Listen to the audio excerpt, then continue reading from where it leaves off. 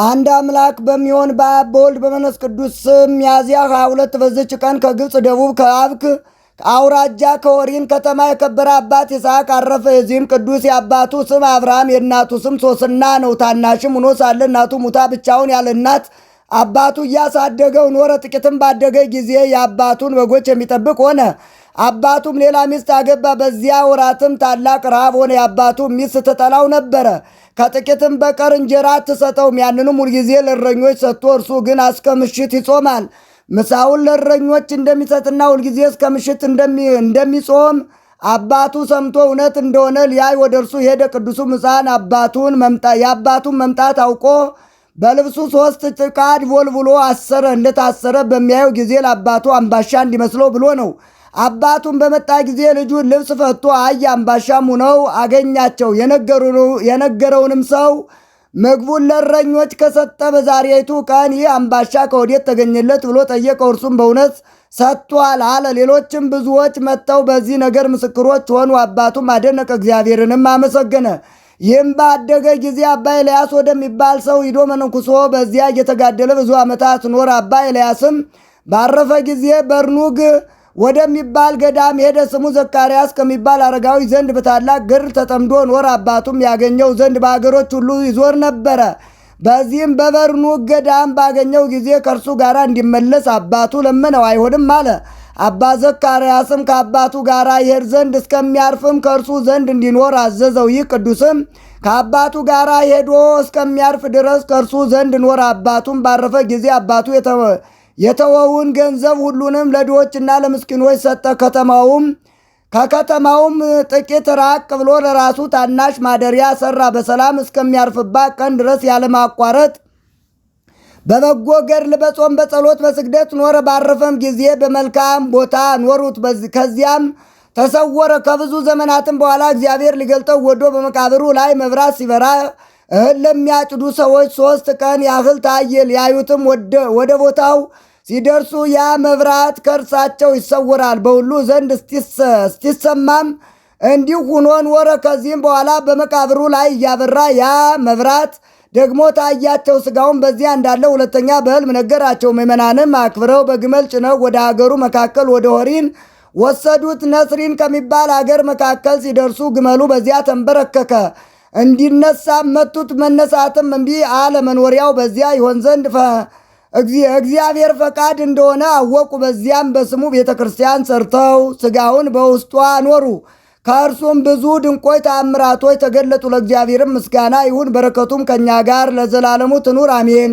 ሰላም ለይስሐቅ አሲሮ ጽቡረ በአምሳል እንተረሰ ህብስተ ለአርዮ ኃይል ወለረከቡ በድኖ በትምህርተ ማይቶት ጽዱል አመፃ ንወ ለወሲድ መንገለ ካልእ ደወል መካነ ስምረቱ በጺሖ አበየ ገመል።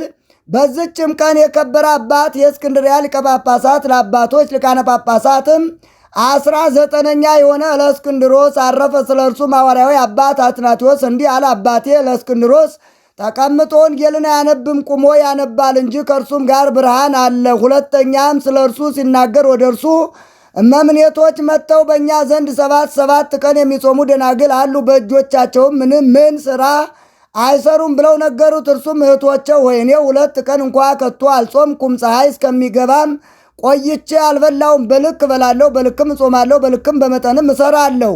በልክ ይበሉ ዘንድ በልክም ይጾሙ ዘንድ በልክም ሥራ ይሰሩ ዘንድ ንገሯቸው፣ በበጎ ሥራ ሁሉ ይሰለፉ አለ።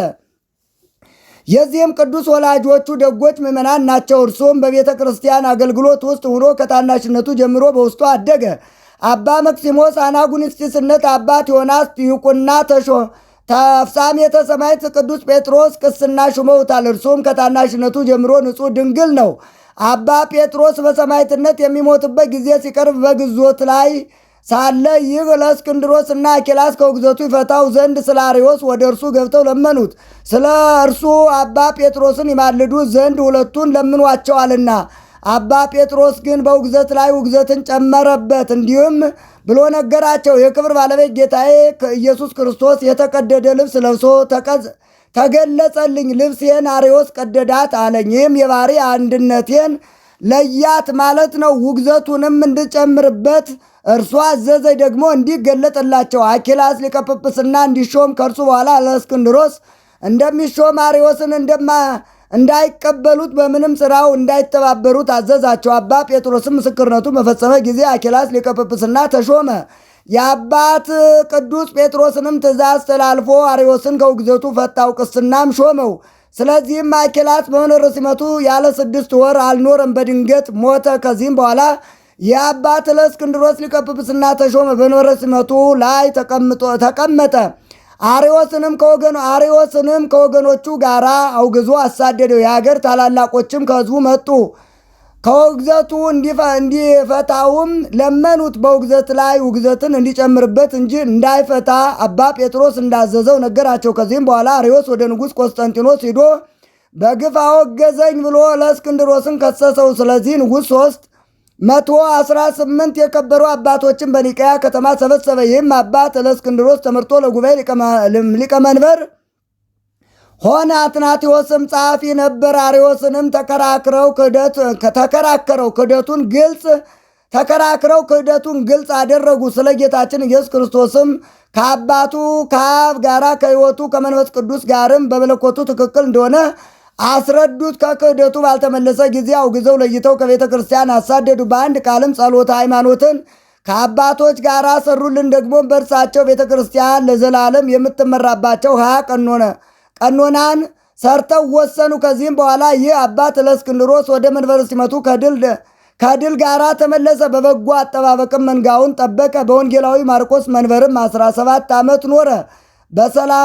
በሰላምም ማረፈ። በረከቱ ከእኛ ጋር ለዘላለሙ ትኑር። ለእግዚአብሔር ምስጋና ይሁን፣ አሜን። ሰላም ለሊቀ ጳጳሳት ዘለእስክንድርያ ሀገር ለእስክንድሮስ ክቡር ዘበኒቅያ ከዊኖ ሊቀ ማኅበር ጸራ ዋስማ በብሔለ ዝንቱ ነገር ውጉዝ አርዮስ በሰማይ ወበምድር። በዝችም ቀን የአዲስ ማርቆስ የረፍቱ መታሰቢያ ሆነ። እርሱም በእስክንድርያ ለተሾሙት አባቶች 49ኛ ነው።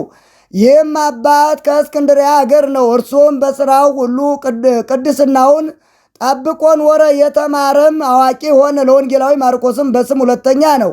አባ ዮሐንስም ዲቁና ሾመው። እጅግ መልካም ካህን ሆነ። መጻሕፍትን በሚያነብ ጊዜ በአንደበቱ ቅልጥፍና፣ በነገሩ ጣዕም የሚሰሙት ሁሉ ደስ የሚላቸው ሆኑ። ከዚያም አባ ዮሐንስ ከእርሱ ጋር አኖረው። በሊቀ ጵጵስናውም ሥራ ሁሉ ሥልጣን ሰጠው። ያለ እርሱም ምክር አባ ዮሐንስ ምን አይሰራም። ከዚህም በኋላ በአባ መቃርስ ገዳም የምንኩስና ልብስ አለበሰው።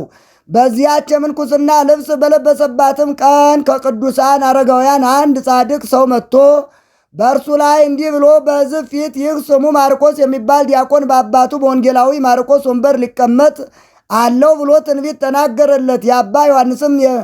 የአባ ዮሐንስም የሚሞትበት ጊዜ ሲቀርብ አባ ማርቆስን ሊቀ ጵጵስና እንዲሾሙት ኤጲስቆጶሳቱን አዘዛቸው። በእርሱ መሾምም ደስ አላቸው። ከአባ ዮሐንስ ዕረፍት በኋላም ያለ ፈቃዱ ሾሙት። እርሱ ግን ከእርሳቸው ሸሽቶ ወደ አስቄጥስ ገዳም ሄደ። ሰዎችንም ልከው አስረው ወደ መንበረ ሲመቱ አመጡት። ከዚህም በኋላ ጸጥ ብሎ ስለ አብያተ ክርስቲያን የሚያስብ ሆኖ የፈረሰውን አነጸ፣ ጠገነ። በዘመኑም የመናፍቃንን ጠባይ ከሕዝቡ ውስጥ አስወገደ። ይኸውም በግብፅ አገር የተገለጡ ለአባቶች ለብቻቸው ቤተ ክርስቲያን ሰርተው የሚኖሩ ናቸው። እርሱም አስተምሮ መክሮ መልሶ ከመንጋዎቹ ጋር አንድ አደረጋቸው። እግዚአብሔርም በዚህ አባት እጅ ድውያንን በመፈወስ አጋንንትን በማስወጣት ብዙ ድንቆች ምልክቶችን ገለጠላቸው። ከእርሳቸውም አንዱን አስተውል፣ አንተ ያለ ፍርሃት በድፍረት ሥጋውንና ደሙን የምትቀበል ባትሆን ይህ ባላገኘ ነበር። ከእንግዲህ ከክፉ ሥራና ከአንደበት ከሚወጣ ከከንቱ ነገርም ሰውነትን ጠብቅ አለው።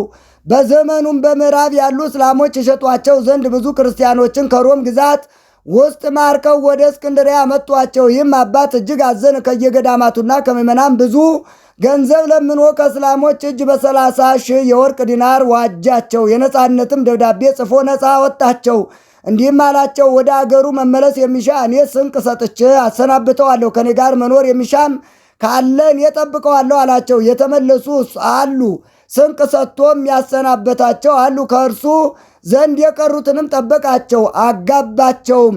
ከዚህ በኋላ ስለ መድኃኒታችን ቤተ ክርስቲያን አሰበ፣ አደሳትም። ሰይጣንም በአገር ውስጥ ሁከት አስነስቶ በእሳት አቃጠላት። ይህም አባት መልሶ ዳግመኛ አደሳት። የክብር ባለቤት ጌታችን ኢየሱስ ክርስቶስም ሊያሳርፈው በወደደ ጊዜ ጥቂት ታመመ። በፋሲካ በዓል በእሑድ ቀን ወንጌላዊ ቅዱስ ማርቆስ ተገለጠለት። ለሚወዱት እግዚአብሔር ስላዘጋጀው ተድላ ደስታ ነገረውና ሥጋውንና ደሙን ከተቀበልክ በኋላ ታርፋለህ አለው። በነቃም ጊዜ እንዲህ እንዳየ ከእርሱ ዘንድ ላሉ ኤጲስቆጶሳት ነገራቸው። ከዚያም የቅዳሴውን ሥርዓት ጀምሮ ቀድሶ ሥጋውን ደሙን ተቀበለ። በዚያን ጊዜም አረፈ። የሹመቱም ዘመን 20 ዓመት ሆነ። ለእግዚአብሔርም ምስጋና ይሁን፣ በረከቱም ከእኛ ጋር ለዘላለሙ ትኑር አሜን። ሰላም ለማርቆስ ቤዛ ጽዋን ሕዝብ 30,000 ዲናራተ ወርቅ ሴጠ ሐሳብ ፈለሰ ዮም ሀገረ ከብካብ በከመ ተበስረ ማፈ ማርቆስ አብ ሀበይ ጸኖ